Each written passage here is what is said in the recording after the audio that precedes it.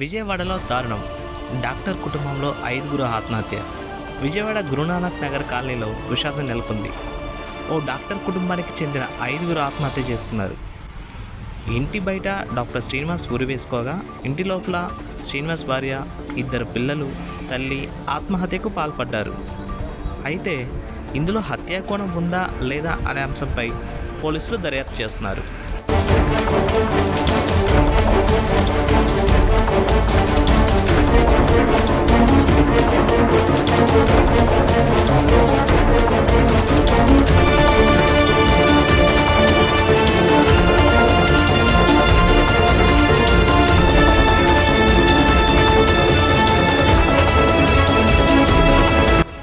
అయితే డాక్టర్ శ్రీనివాస్తో సహా 5గురు మృతి చెందిన విషయం తెలిసిందే.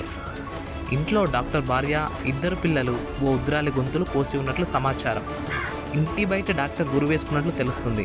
దీంతో 4గురిని హత్య చేసి శ్రీనివాస్ సూసైడ్ చేసుకున్నాడా లేక 5గురిని ఎవరైనా చంపేశారా అనే కోణాల్లో పోలీసులు దర్యాప్తు చేస్తున్నారు.